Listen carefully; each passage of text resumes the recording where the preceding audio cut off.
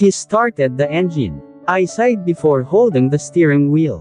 "Come, Georgina," I whispered to myself. Gaya nga ng sabi ni Jackson, parang komplikado sa una, pero madali lang talaga. After half an hour of sailing, at syempre ako nagmamanyobra ng yate, nakarating na rin kami sa kabilang isla. Which is ang sentro raw. Agad na naaga ng isang mataas na istruktura ang atensyon ko. Nakita ko kung paano tumalon yung tao mula doon. May tali naman sila, yun ata yung tinatawag bungee jump, kung hindi ako nagkakamali. "Gusto mong subukan?" tanong ni Jackson sakin, nang mapansin na nakatingin ako sa mga taong tumatalon mula sa tuktok, na ewan basta ang hirap i-describe. "Ayoko, gusto mo ba akong mamatay? Napakataas niyan, tapos sa ilog pa ako babagsak. Masyado pa akong bata para mamatay," I answered. Lalakad na sana ako, nang hilahin ako ni Jackson papunta roon. "Hoy! Ayoko nga, ano ba?" Asak ko sa kanya. Ang ugok kinurot lang ang pisngi ko. "It's safe, may mga gear naman, and one more thing, hindi ka naman talaga mahuhulog sa ilog babe, kasi parang magbabounce ka lang naman sa ere. It will be fun. Fun. I have fears in heights, Jackson. Kung gusto mo ikaw na lang ang gumawa, hihintayin na lang kita rito." "Wife, listen to me, I understand that you're scared, but you have to face that fears of yours, besides, sabay naman tayong tatalon, we will face your fears together." He then gave me a peck on my lips, at wala na akong nagawa. Kung di ang magpatyanod sa paghila niya, kahit na napilitan lang talaga ako. Pigil at bilang ang bawat paghinga ko, literal nang marating na kami sa taas. "Babe, pwede bang ikaw na lang? Para kasing hindi ko talaga kaya, pagsusumamo ko." Pamatak na ang luha sa mata ko, dala ng takot at kaba.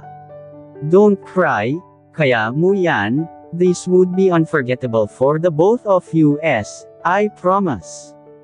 Tumango na lang ako. "Yes, I'm scared, but this man in front of me, I believe that he won't let something happen to me. Handa na po ba kayo?" Hindi na ako nag-abala pang tumingin sa nagtanong. Pumikit na lang ako, at naramdaman kong binuhat ako ng asawa ko ng bridal style. Mariin akong kumapit sa batok ni Jackson, at isiniksik ang mukha ko sa dibdib niya.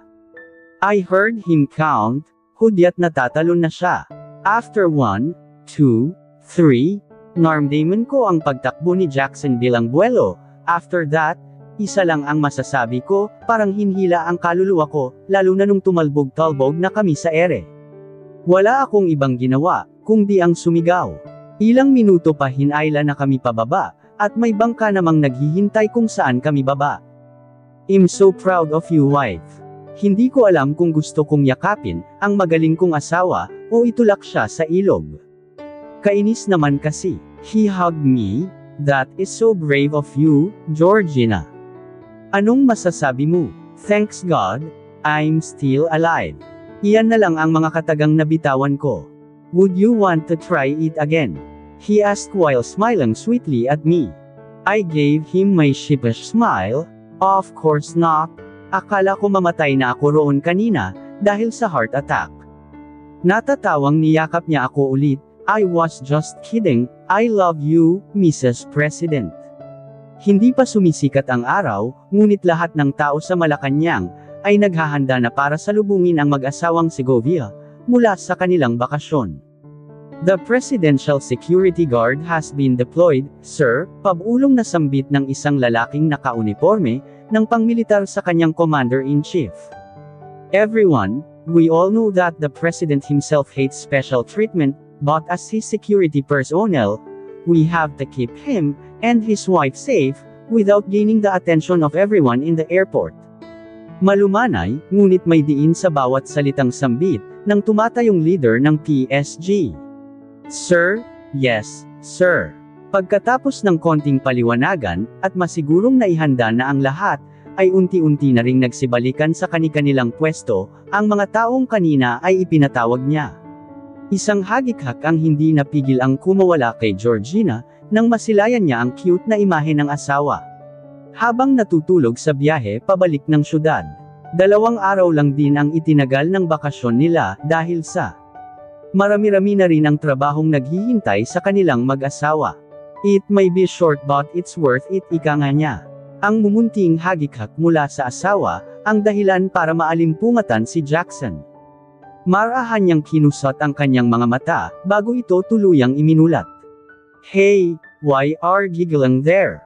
he asked, calmly while pressing her right hand. Georgina then gave her a smile, before answering his question. "Nothing, babe. I just find you cute and adorable as you were sleeping earlier." Ang sarap kurutin ng Pinky, para kasing ang fluffy, kaso di ko na ginawa, baka magising ka alam ko naman na pagbalik natin ng Manila. Mamaya, busy ka na naman. Malamang sa malamang kulangin ka na naman sa tulog, dahil sa rami ng ginagawa mo. "But here I took some pictures of yours, as remembrance." Ipinakita nito ang ilang litrato ng asawa, habang natutulog. "You're acting like a child again. You're so cute, when you're like that," Jackson commented, while making himself more comfortable in his seat. "Ikaw babe, hindi ka ba matutulog?" he asked once again, but Georgina moved her head from side to side. "No, I'm fine, babe. Hindi naman ako inaantok. Ikaw na lang ang matulog ulit, you'll need that." Before she can even finish her sentence she heard a snore. "Grabe, Mr. President, pagod ka nga talaga," bulong niya. Dahil sa wala rin naman siyang makakausap, ay kinuha niya na lang ang kanyang cellphone, at earphone para makinig ng music. Habang abala ito sa pakikinig ng musika, ay bigla niyang tinanggal ang isang pares ng earphone, at isinuot ito sa tainga ng asawa, at nagpatugtog ng isang mabagal na musika.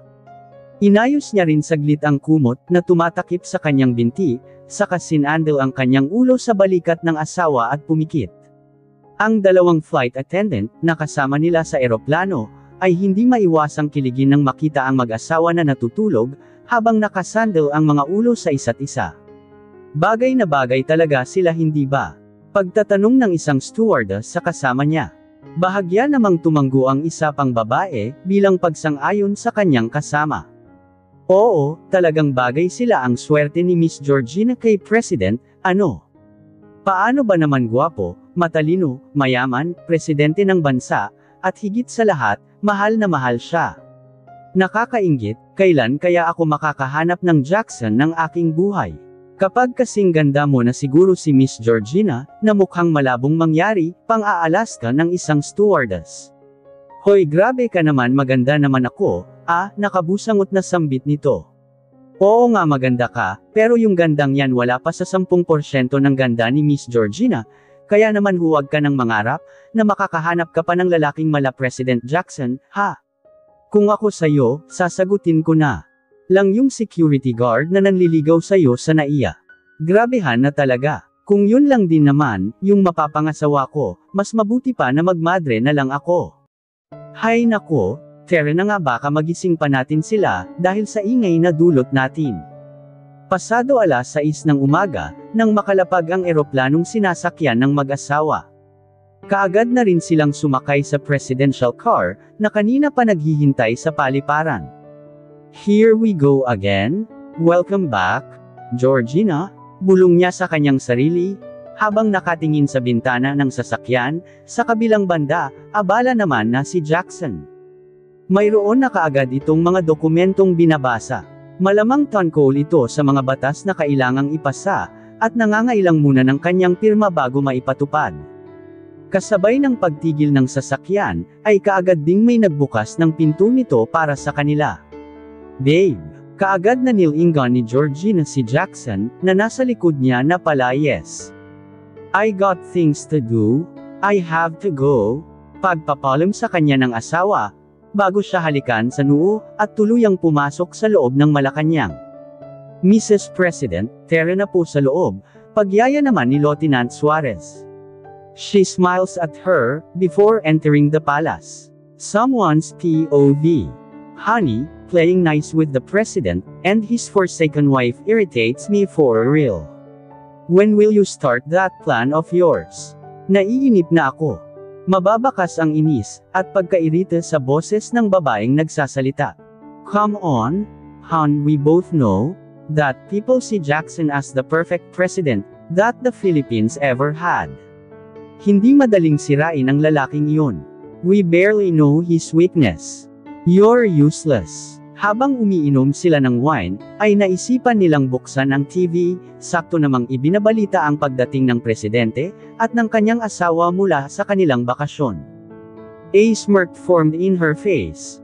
President Jackson may be the perfect president that the country ever had, but he got a wife who used to be the playgirl of the town, caught with many issues. I am sure that Georgina is his weakness too. She drank the wine that was left on her glass before she smiles. So you're saying that we will use his wife against him? Definitely, my dear husband. But Han, based on my observation, that Georgina changed. She was like that before, pero ibang-iba na siya ngayon, sambit ng lalaki, suot ang seryosong express sayon. Marahan na bumukas ang pinto, at mula roon ay pumasok ang isang makisig na binata. Mom, Dad, nakangising sambit nito, bago lumapit sa kanyang mga magulang, at niyakap ang mga yon. Iho, when did you arrive? You should have told us. Mom, if I did tell you, then it wouldn't be a surprise, right? He answered and smiled as he Saturday on a couch. Roland, why did you came back? Tanong ng ama sa kanyang anak. Like a puff of smoke, the playful expression on his face is now gone. I came home to claim what's mine, Dad. Babawiin ko ang asawa ng presidente. Seryoso at punong-puno ng determinasyon na saad nito. Roland, iho, hindi ko alam kung bakit gusto mong agawin ang asawa ng presidente, but you know what, hindi ka namin pipigilan ng daddy mo, at sa halip, ay susuportahan ka pa namin. You just made our plan cleaner, iho, thanks to you. If you succeed in your plans, Georgina is all yours, while your dad and I will do something to kick the president out of his position, so Eduardo will be the president, all of us will be happy then. Georgina's POV. Babe, malapit na pala yung first wedding monthsary natin. Biruin mo yun, isang buwan na tayong mag-asawa. Nakangiting turan ko, habang inaayos ang necktie ni Jackson. Fixing his tie, and some of his stuff became my hobby. Gustong-gusto ko na inaasikaso si Jackson, bago ito magtrabaho. Bigla niyang hinapit ang bewang ko palapit sa kanya, and gave me an endearing kiss. Mabilis lang ang paghalik ni Jackson sakin. He smiled to me, so I did the same thing. Where do you want to spend it, babe? What do you want for that day? He asks while caressing my cheeks. Marahan akong umiling sa kanya. I want to spend it with you, of course. I just want it simple, babe, a simple dinner with you will do, I answered. And buried my face on his chest. Okay, babe, as you say, it will be simple yet unforgettable. Lumabas na kami ng kwarto para kumain ng agahan. Mr. President. Napatingin ako sa secretary niya. May mga dala itong folder, na malamang mga trabaho ni Jackson.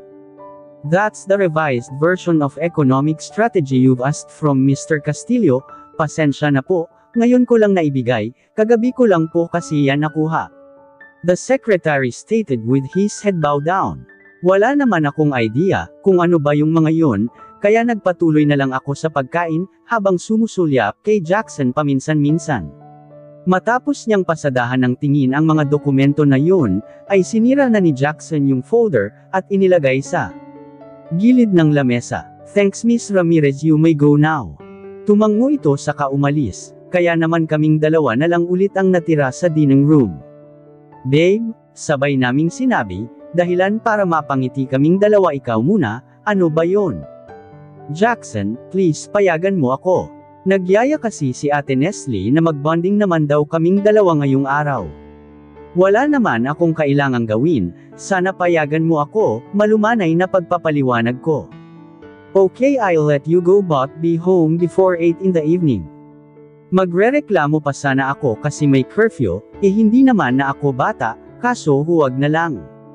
Baka magbago pa isip niya, at mas lalo lang akong hindi payagan. Ikaw, babe, anong sasabihin mo? Nothing special, I just want to inform you, that I'll be out of the country 4 days. Inimbitahan kasi ako ni President Trump na bumisita sa White House, he explained. Bigla na lang ako nakaramdam ng lungkot. Ewan, basta gusto kong lagi siyang nakikita, para akong nababaliw, pag di ko siya nakikita, kahit sa loob lang ng isang araw. Napatingin ako sa kamay ko nang hawakan ni Jackson yun. Hey, are you okay? Do you wanna go with me? Umiling na lang ako. Yup, gusto ko talagang sumama sa kanya, but I guess, kahit papano kailangan din na masanay ako, na hindi kami parati magkasama. Sigurado ako na hindi naman ito yung una, at huling beses na may overseas appointment siyang kailangang puntahan. Nope, I'll be fine, Jackson, besides ilang araw lang naman yun, hindi naman siguro ako mamatay, pag hindi kita nakita sa loob ng ilang araw, pabirong saad ko. You won't die, pero ako oo. Naku, Jackson, tigilan mo yang pagiging clingy mo. Hala sige, layas na, marami ka pang tabahong kailangang gawin. Kaka-rating ko lang sa parking lot sa may condominium, na tinitirhan ni Ate Neslie, iyong babae kasing yun, may nalalaman pang pusondo, kala mo talaga special. Matapos makahanap ng parking space, ay pinark ko na agad ang kotse ko at bumaba. After entering the elevator, I pressed the 15th button. Nasa 5th floor pa lang nang bumukas ang pinto ng elevator. Isang lalaking kasing tangkad lang din ni Jackson ang sumakay pumasok. He's wearing a cap, kaya di ko masyadong nakita yung mukha niya, pero parang familiar siya. Nang tuluyan ng samarado ang pinto ng elevator, doon niya na rin hinubad yung sombrero na suot niya. To my surprise, it was Roland, one of the many boys that was linked to me before. I saw how a smirk crept on his face, as he walked towards me. I took a step back, at dahil nga nasa elevator kami, wala masyadong space, kaya mabilis niya lang akong na-corner. Roland, what do you think you're doing? I hissed and tried pushing him, pero mariin niya lang hinawakan ang kamay ko. I missed kissing you, Georgina. Akmang hahalikan niya na ako, at sa totoo lang sobrang lakas ng kabog ng dibdib ko. I feel helpless. Sinubukan ko ulit siyang itulak, pero wala talaga akong laban sa lakas niya. Pinilit kong iwas ang mukha ko sa kanya, para hindi niya ako mahalikan. He's kissing my neck down to my collarbone, at wala na lang akong magawa, kundi ang maiyak, nang biglang bumukas ang pinto ng elevator.